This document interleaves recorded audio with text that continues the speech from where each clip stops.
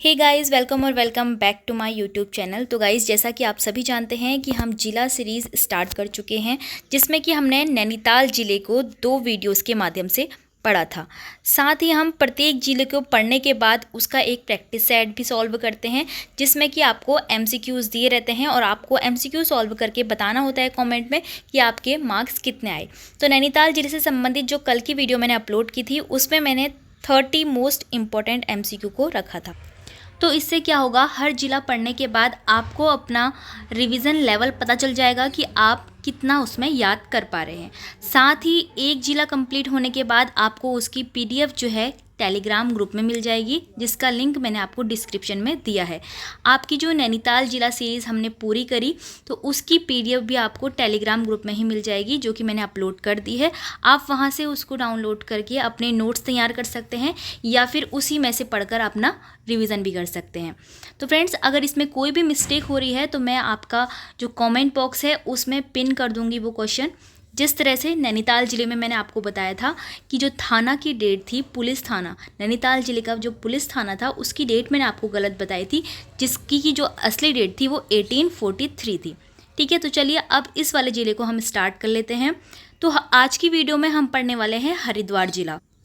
तो देखो, जिस तरह से हमने नैनीताल ज़िले में सबसे पहले समझा था हरिद्वार नैनीताल ज़िले का मैप, तो उसी तरह से मैप के माध्यम से हम इसकी भौगोलिक स्थिति को समझेंगे। साथ ही देखेंगे कि इसकी सीमाएं जो है वो किन किन ज़िलों या फिर राज्यों को टच कर रही है।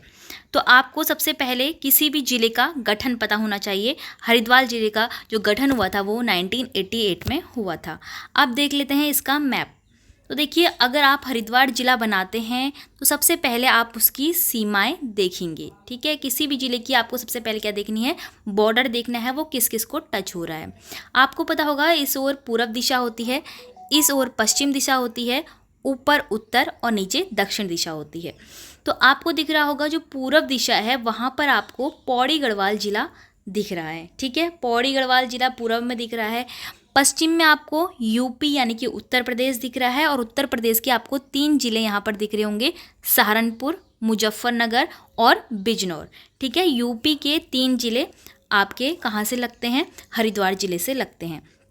अब बात करते हैं हम उत्तर की। तो उत्तर में आपका देहरादून लग रहा है, या फिर आप कह सकते हो कि उत्तर में यूपी लग रहा है। ठीक है, तो थोड़ा भाग आपका यहाँ से यूपी का जो है उत्तर पे लगता है, और देहरादून भी थोड़ा सा टच कर जाता है। फिर आप अगर दक्षिण की दिशा में देखो तो दक्षिण दिशा में भी आपका क्या पड़ता है, यूपी ही पड़ता है। ठीक है, यूपी पड़ता है, उत्तर प्रदेश पड़ता है दक्षिण दिशा में भी। तो आपको इस मैप को देख के ये तो पता चल ही गया होगा कि 3 साइड से आपका यूपी राज्य पड़ रहा है, एक उत्तर से, पश्चिम से और दक्षिण से। ठीक है, तो ये आपकी 3 दिशाओं में फैला हुआ यूपी राज्य हरिद्वार की सीमा से लगता है। बाकी 2 जिले लगते हैं, देहरादून और पौड़ी गढ़वाल। तो देखो, हरिद्वार ऐसा जिला है जो केवल 2 जिलों से टच करता है, देहरादून और पौड़ी गढ़वाल। और एक उत्तराखंड का उधम सिंह नगर जिला भी ऐसा जिला है जो केवल 2 जिलों से टच करता है। बाकी वो कहाँ से करते हैं, यूपी से। ठीक है, हरिद्वार भी यूपी से और उधम सिंह नगर भी यूपी से। तो आपको समझ में आ गया होगा इसके दिशाओं का ज्ञान। अगर आपको नहीं समझ में आया तो आप यहाँ से भी समझ सकते हैं, क्योंकि सीमाओं को मैंने लिखित रूप में इस तरह से लिखा है, पश्चिम, दक्षिण और पूर्व, ये क्या है, यूपी से टच कर रहा है। फिर आता है उत्तर दिशा। उत्तर दिशा कहाँ से टच कर रही है, देहरादून जिले से। फिर आती है उत्तर पूर्व दिशा। उत्तर पूर्व दिशा देखिए यहाँ पर, उत्तर पूर्व दिशा आपकी पौड़ी गढ़वाल से टच हो रही है। ठीक है, तो इस तरह से आपको याद रखनी है, हरिद्वार 3 ओर से यूपी से घिरा है। सीमाएं आपको क्लियर हो गई होंगी। अब हम बात करते हैं हरिद्वार के अंदर आने वाले स्थानों की। तो प्रमुख प्रमुख स्थान यहाँ पर लिखे गए हैं। तो आपको किसी भी मैप को देखने से क्या हो रहा है, तहसीलें याद हो जा रही हैं कि उसके अंदर कौन कौन से तहसील हैं, विधानसभा क्षेत्र हैं, तो ये सभी आपको दिख जा रहा होगा। ठीक है, सबसे ऊपर से हम शुरुआत करते हैं, राजाजी नेशनल पार्क। अब देखो, राजाजी नेशनल पार्क जो है 3 जिलों में बटा हुआ है, एक तो आपका हरिद्वार, एक देहरादून और एक पौड़ी। तो ये आपकी तीनों सीमाएं, तो मैंने बोला था ना पौड़ी उत्तर से भी टच हो रहा है क्योंकि यहाँ तक इसकी सीमा आती है। तो आपका पौड़ी गढ़वाल में राजा जी नेशनल पार्क, देहरादून में भी है और हरिद्वार में भी है, तीनों जिलों में ये फैला हुआ है। जबकि अगर केवल आपसे मुख्यालय पूछते हैं तो आप देहरादून उसका करेक्ट आंसर बोलेंगे कि जो राजा जी नेशनल पार्क है उसका जो मुख्यालय है वो देहरादून में स्थित है। ठीक है, फिर हम बढ़ते हैं थोड़ा सा आगे। राजा जी नेशनल पार्क के बाद आपका रानीपुर आता है और यहाँ पे आपके दो मंदिर आते हैं, मनसा देवी मंदिर और चंडी देवी मंदिर। अब इन दोनों मंदिर को मैंने इसलिए डॉट किया है क्योंकि ये थोड़े इंपॉर्टेंट मंदिर हैं जो कि आपको याद रखने हैं हरिद्वार के मंदिरों में। ठीक है, फिर उसके बाद रानीपुर के बाद हरिद्वार आता है, ज्वालापुर आता है, यहाँ पर आपका गुरुकुल कांगड़ी क्षेत्र आ जाता है और हर की पैड़ी आपका आता है। यहाँ पर हर की पैड़ी बोला जाता है, तो इसका जो है प्रोनाउंसिएशन सही करना है, हर की पैड़ी। ठीक है, गुरुकुल कांगड़ी, फिर उसके बाद रायसी, फरकपुर और खानपुर। और जो ये डॉटेड लाइन है वो दिखाई गई है गंगा के प्रवाह के लिए। ये जो डॉटेड आपको लाइन दिख रही है वो किसके लिए है? गंगा के प्रवाह के लिए। गंगा यहाँ पर 7 धाराओं में प्रवाहित होती है क्योंकि ऐसी मान्यता है कि यहाँ 7 ऋषियों ने तपस्या की थी, तो तपस्या के लिए नदी की ज़रूरत होती है, नदी के किनारे बैठकर करते हैं, तो इसीलिए 7 धाराओं में विभाजित हो गई थी ताकि प्रत्येक ऋषि के पास एक एक धारा पहुँच जाए। इसीलिए जो है गंगा की यहाँ 7 धाराओं में गंगा प्रवाहित होती है। तो इतना एरिया हमने समझ लिया है हरिद्वार का। अब बात करते हैं हम पश्चिम के साइड की। तो सिकंदरपुर से शुरुआत होती है, भगवानपुर, रुड़की आता है यहाँ पर, इकबालपुर, लंढौर, छबरेड़ा, लक्सर, मंगलौर और नारसन। रुड़की आपने फेमस नाम सुना होगा, रुड़की का नाम आपने नगर निगम के रूप में सुना होगा क्योंकि 2013 में रुड़की को क्या बनाया गया था? नगर निगम बनाया गया था। और हरिद्वार को नगर निगम कब बनाया गया? 2011 में। इसको हम आगे पढ़ लेंगे, अभी आपको केवल समझना है हरिद्वार का मैप। तो अब हम आगे बढ़ते हैं, सीमाएं मैंने आपको बता दी थी, आप नोट कर लेना। फिर आते हैं हम अब सीधे हरिद्वार ज़िले के इतिहास से, क्योंकि हम इतिहास पढ़ेंगे तभी हमें समझ में आएगा कि जो हरिद्वार है वो कैसे एक ज़िला बना था, पहले ये किस में सम्मिलित था और इसकी जो है पूरी हिस्ट्री क्या रही है। ठीक है, पुराणों से।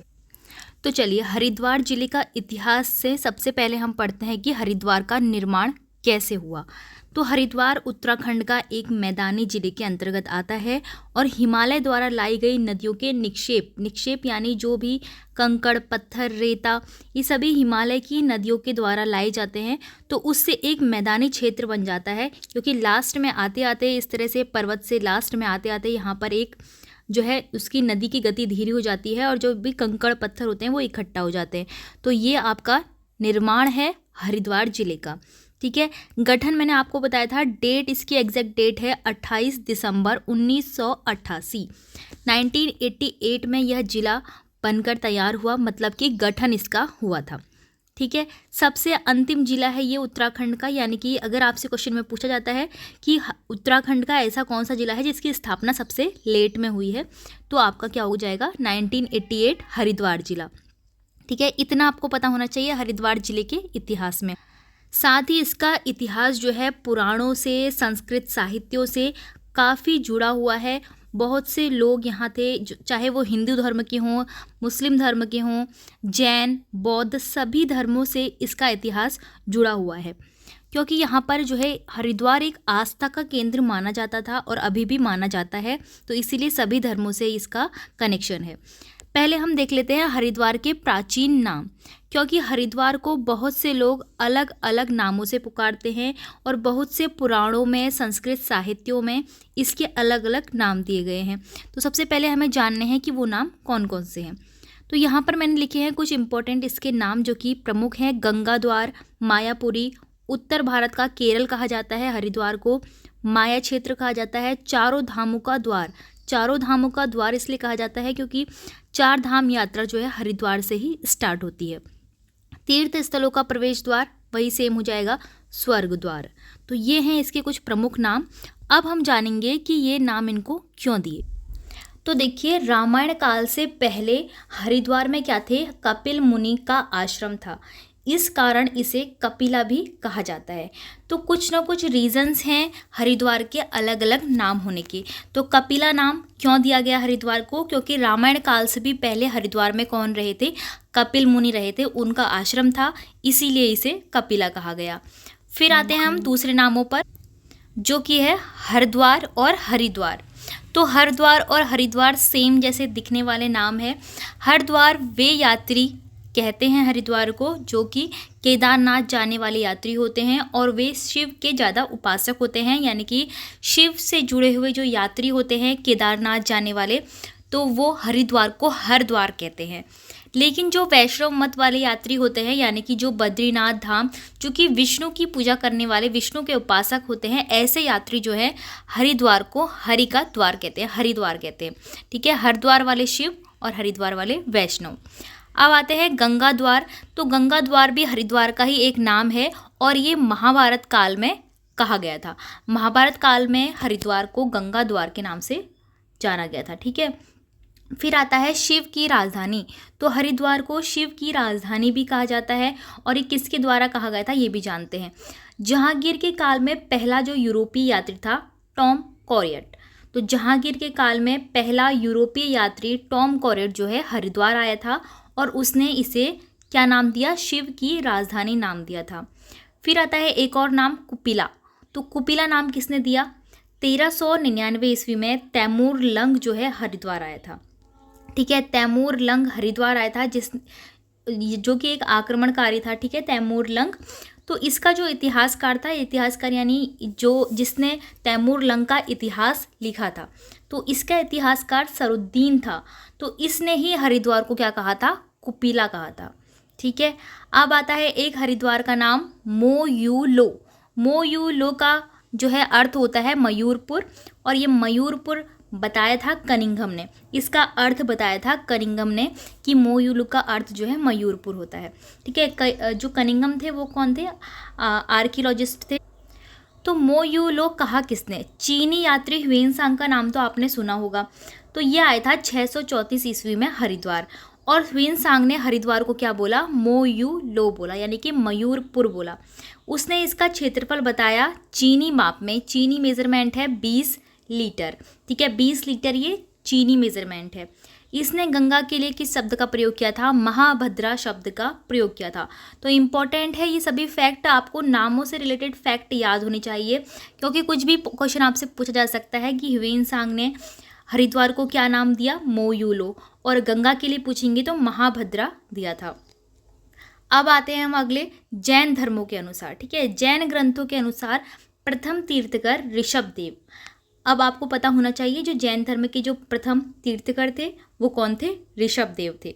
ऋषभदेव ने हरिद्वार क्षेत्र में रहकर तपस्या की थी, तो जैन धर्म से भी हरिद्वार का कनेक्शन है। फिर आता है इतिहासकारों ने हरिद्वार को गेरुए मृदभांड संस्कृति वाला नगर कहा है। क्यों कहा है, क्योंकि जो इतिहासकार थे वो यहाँ की खोज कर रहे थे।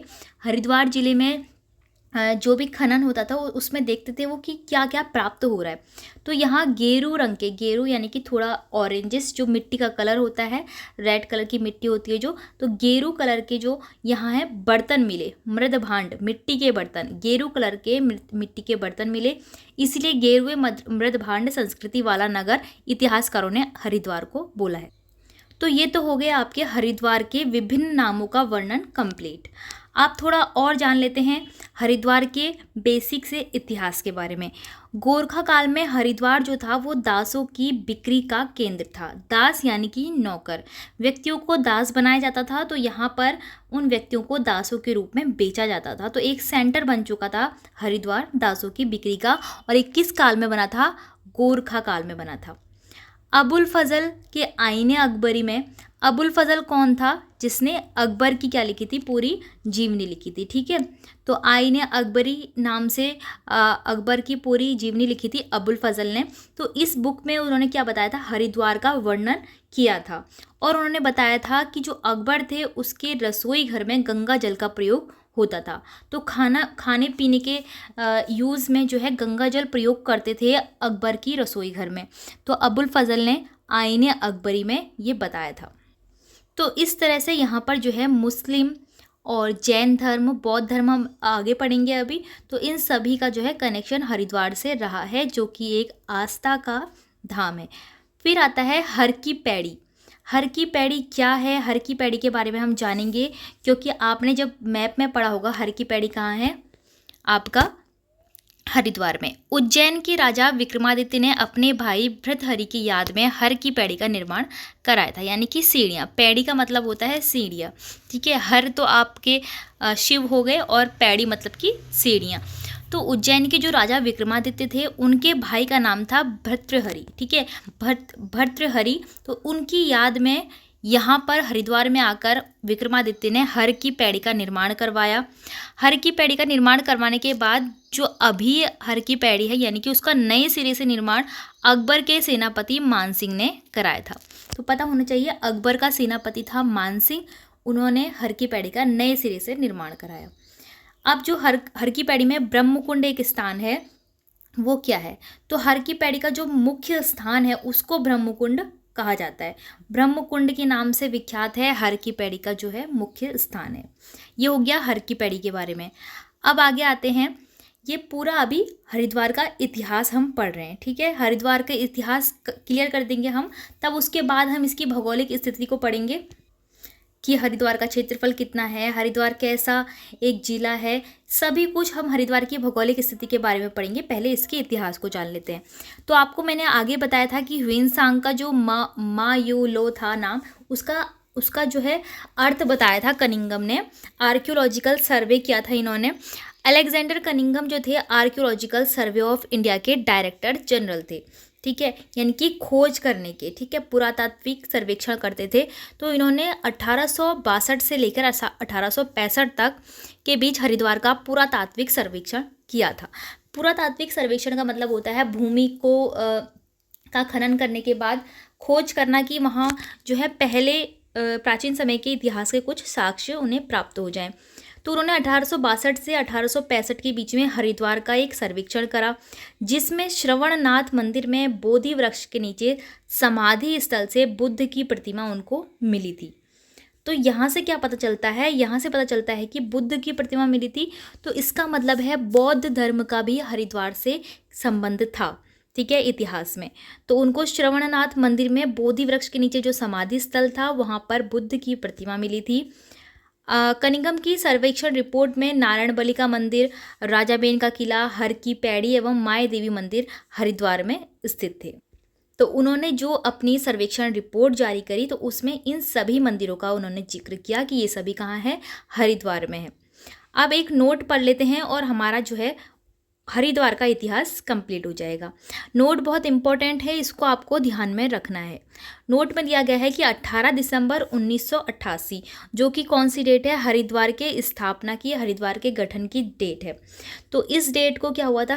हरिद्वार का स्थापना हुई थी। उस समय जो हरिद्वार था वो किस में सम्मिलित था? यूपी में सम्मिलित था। क्यों? क्योंकि उस वक्त 1988 की बात चल रही है, तो उस वक्त उत्तराखंड का गठन नहीं हुआ था। इस समय यूपी के जो सीएम थे वो नारायण दत्त तिवारी थे। 1988 से ईस्वी से राज्य के गठन तक, यानी कि 2000 तक, 1988 से लेकर 2000 तक जो हरिद्वार था वो किस में शामिल था? सहारनपुर मंडल में शामिल था। सहारनपुर जो है एक जिला है यूपी का। तो जो सहारनपुर जिला है उसकी सीमा हरिद्वार से भी लगती है। सहारनपुर की लगती है, मुजफ्फरनगर की लगती है और बिजनौर की लगती है। अभी आपने मैप में देखा होगा, तो इन तीनों की सीमा लगती है हरिद्वार पे। तो ये सहारनपुर मंडल में शामिल था। कब तक शामिल था? 2000 तक। फिर जो 2000 को उत्तराखंड का जब गठन हुआ, तब राज्य के गठन के बाद इसको गढ़वाल मंडल में शामिल कर दिया गया। तो अब तक ये किस में है? गढ़वाल मंडल के अंतर्गत हरिद्वार जिला आता है, ठीक है। इतना आपको समझ में आ गया होगा कि जो हरिद्वार का इतिहास है वो किन किन लोगों से संबंधित है, किन किन धर्मों से संबंधित है और किस तरह के वहाँ से साक्ष्य मिले हैं, ठीक है। तो हरिद्वार का इतिहास पूरा पढ़ लेने के बाद अब हमें पढ़ना है कि हरिद्वार की भौगोलिक स्थिति कैसी है, जियोग्राफिकल कंडीशन देखेंगे। तो सबसे पहले देखेंगे हम हरिद्वार का क्षेत्रफल। हरिद्वार का कुल क्षेत्रफल है 2360 किलोमीटर स्क्वायर। इसकी स्थिति देखेंगे कि ये कहाँ पर स्थित है। ये शिवालिक श्रेणी में स्थित है। शिवालिक श्रेणी में बिल्व पर्वत और नील पर्वत, दो पर्वत हैं। इन दोनों ही पर्वतों के बीच में हरिद्वार स्थित है, ठीक है। शिवालिक श्रेणी में अगर आपसे क्वेश्चन पूछा जाता है कि हरिद्वार कौन सी श्रेणी में है, तो शिवालिक श्रेणी करेक्ट आंसर होगा। और आपका बिल्व पर्वत और नील पर्वत के बीचों बीच बसा है, किस नदी के तट पर बसा है? गंगा नदी के तट पर बसा है। इससे पहले हमने नैनीताल जिला पढ़ा था, तो नैनीताल जिले में कुछ स्थान आए थे, जैसे कि रामनगर कोसी नदी के तट पर बसा है, हल्द्वानी गोला नदी के तट पर है, काठगोदाम गोला नदी के तट पर है। तो ये सब हमने पढ़ा था। तो नदियों के तट आपको पता होने चाहिए कि कौन कौन कहाँ स्थित है। अब आते हैं हरिद्वार किस प्रकार का एक जिला है। तो साफ साफ पता है आपको कि मैदानी जिला है, क्योंकि ये हिमालय द्वारा लाई गई नदियों के निक्षेप से बना हुआ है। तो मैदानी जिला हो गया ये उत्तराखंड का। साथ ही उधम सिंह नगर भी आपका क्या आता है? मैदानी जिलों के अंतर आता है। आकार पूछते हैं तो आपको बताना है कि हरिद्वार का जो आकार है वो बैठे हुए ऊंट के समान दिखता है। ठीक है, बैठे हुए ऊंट की तरह इसका आकार दिखता है। सीमाएं हमने पहले भी बहुत बार पढ़ ली हैं। पौड़ी गढ़वाल लगता है, देहरादून लगता है, यूपी के 3 जिले लगते हैं, सहारनपुर, मुजफ्फरनगर और बिजनौर। नगर निगम की बात करें तो मैंने आपको बताया था कि हरिद्वार का जो है नगर निगम कब बना? हरिद्वार 2011 में बनाया गया, और रुड़की को नगर निगम बनाया गया 2013 में। तो अभी टोटल उत्तराखंड के कितने नगर निगम हैं? 9 नगर निगम है। नवा नगर निगम जो है श्रीनगर है। अब आते हैं आगे। तो ये हो गई इसकी भौगोलिक स्थिति। हरिद्वार की भौगोलिक स्थिति में आपको क्षेत्रफल, उसका आकार, सीमाएं, नगर निगम, ये सभी पता होना चाहिए। अब आते हैं, हमारा एक छोटा सा टॉपिक है ताल। तो ताल में अगर आपको याद रखना है तो सिर्फ एक ताल याद रखना है, दिव्य सरोवर। तो यही एक इम्पॉर्टेंट ताल है हरिद्वार का। तो दिव्य सरोवर, ये पूछा जा सकता है कि जो दिव्य सरोवर नामक ताल है वो किस शिखर पर है? तो विल्व पर्वत, 2 पर्वतों के बीच में जो है हरिद्वार बसा हुआ है, विल्व पर्वत और नील पर्वत। लेकिन जो ताल है, दिव्य सरोवर ताल हरिद्वार का, वो विल्व शिखर पर है। ठीक है, विल्व शिखर पर। अब बात करेंगे हम यहाँ की नहर की। तो हरिद्वार की एक प्रमुख नहर है जिसका क्वेश्चन जो है एग्ज़ाम में बहुत बार पूछा गया है, इसीलिए मैंने इसको मोस्ट इम्पॉर्टेंट की कैटेगरी में रखा हुआ है। तो नहर के नाम आपको याद रखना है, ऊपरी गंगा नहर। बहुत बार क्वेश्चन पूछा गया है कि उत्तराखंड की सबसे पुरानी नहर कौन सी है? तो ऊपरी गंगा नहर है। कभी कभी इसका पूछा जाता है जिला, तो हरिद्वार जिले में ये है। तो राज्य की सबसे पुरानी नहर है ऊपरी गंगा नहर, जो कि हरिद्वार में है। इसका निर्माण 1842 से 1854 के बीच में हुआ था, और ये नहर जो है हरिद्वार से कानपुर तक निकाली गई थी। हरिद्वार से लेके कानपुर तक इसको निकाला गया था। इसकी परिकल्पना की थी गवर्नर थॉमसन ने, लेकिन इसका जो निर्माण है वो कराया था कर्नल PB काटले ने। ठीक है, तो इतना आपको याद रखना है हरिद्वार की ऊपरी गंगा नहर के बारे में। इम्पॉर्टेंट है ये क्वेश्चन, आपसे पूछा जाएगा। इसका राज्य हरिद्वार, इसका पूछा जाएगा कि सबसे पुरानी नहर कौन सी है? ऊपरी गंगा नहर। निर्माण पूछ सकते हैं तो कर्नल PB काटले। ठीक है, हरिद्वार से कानपुर तक ये निकाली गई। अब जो एक अगला टॉपिक है वो है हमारा मेले। तो हरिद्वार में जितने भी इम्पोर्टेंट मेले लगते हैं वो यहाँ पर हम डिस्कस करने वाले हैं। सबसे पहला मेला है गुघाल मेला। ये लगता है हरिद्वार के ज्वालापुर स्थान पर। तो ज्वालापुर मैंने आपको हरिद्वार के मैप में दिखा दिया था, तो आप वहाँ से देख सकते हो। फिर आता है जटाशंकर मेला, जो कि हरिद्वार में ही लगता है। जटाशंकर मेला और गुघाल मेला दोनों ही क्या लगते हैं? हरिद्वार में लगते हैं। अब आता है सबसे मोस्ट इम्पॉर्टेंट मेला, जिसके बारे में आपको काफ़ी चीज़ें पता होनी चाहिए, क्योंकि ये मोस्ट इम्पॉर्टेंट क्वेश्चन की कैटेगरी में आता है। कुंभ मेले का नाम आपने सुना होगा। पूरे भारत में 4 जगहों में क्या लगता है? कुंभ मेला लगता है। चारों जगह आपको पता होनी चाहिए। चारों इसलिए पता होनी चाहिए क्योंकि आपसे जीके क्वेश्चन में ये पूछ सकते हैं कि कौन से 4 स्थान है जहाँ मेला लगता है, या फिर आपसे किसी भी तरह से क्वेश्चन बना के पूछ सकते हैं। पहला तो है हरिद्वार का, जो कि हमारे उत्तराखंड के हरिद्वार में लगता है, जो कि किस में लगता है? गंगा नदी के तट पर लगता है। सभी के तट लिखे हुए हैं। जो हमारा कुंभ मेला हरिद्वार में लगता है वो मकर संक्रांति से लेके गंगा दशहरा तक चलता है। लेकिन जो नासिक का मेला है वो गोदावरी नदी के तट पर स्थित है। उज्जैन का मेला क्षिप्रा नदी के तट पर स्थित है। और प्रयाग का मेला, जो कि इलाहाबाद प्रयागराज में लगता है, वो गंगा और यमुना नदी के तट पर। तो गंगा यमुना नदी के तट पर संगम पर ये लगता है। ठीक है, गंगा यमुना सरस्वती, तो इन संगम पर ये लगता है प्रयागराज में। तो ये चारों मेलों के तट आपको ये पता होने चाहिए, गंगा, गोदावरी, क्षिप्रा और गंगा यमुना। तो जो कुंभ मेला होता है वो 4 जगहों में लगता है भारत में, और ये प्रत्येक 12 वर्ष के बाद लगता है। 12 साल के बाद ये मेला लगता है इन चारों स्थानों पर। ठीक है, एक आता है अर्ध कुंभ, तो इसी का आधा भाग यानी कि कुंभ का आधा भाग अर्ध कुंभ जो है हरिद्वार और प्रयाग में 6 वर्ष के बाद लगता है।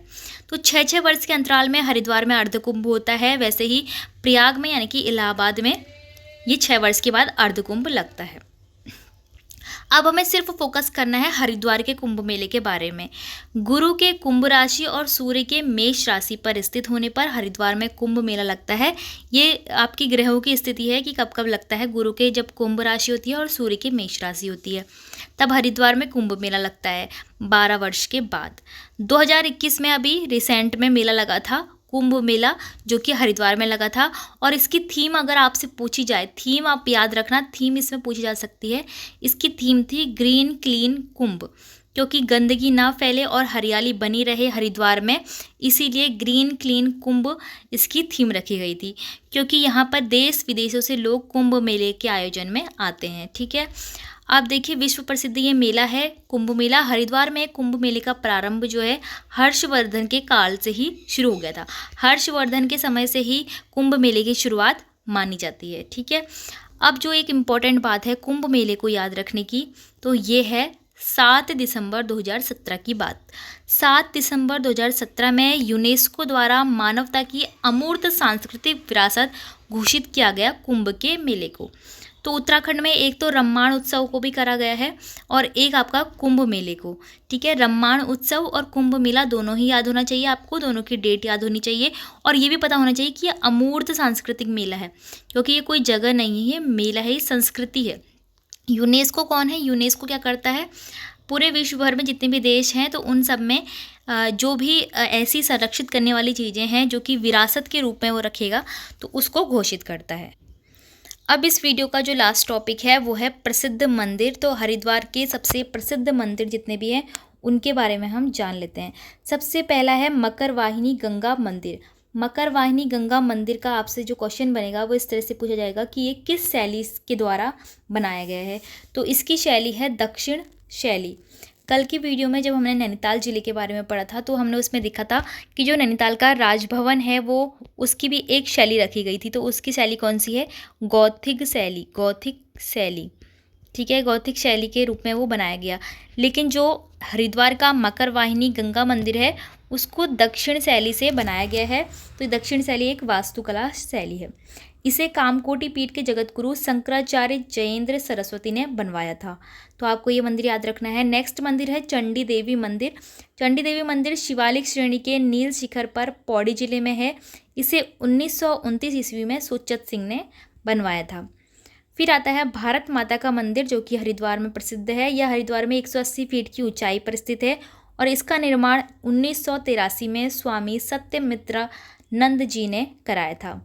इसका उद्घाटन किसने किया था? उस वक्त की जो प्रधानमंत्री रही थी इंदिरा गांधी ने इसका उद्घाटन किया था, भारत माता मंदिर का। अब आते हैं अगले कुछ इम्पोर्टेंट मंदिर जो कि प्रमुख हैं, तो वो हैं ये सभी। हरिद्वार की अधिष्ठात्री देवी माया देवी कहलाती हैं। गंगाधर महादेव का मंदिर हरिद्वार में है। नीलेश्वर महादेव का मंदिर भी हरिद्वार में है।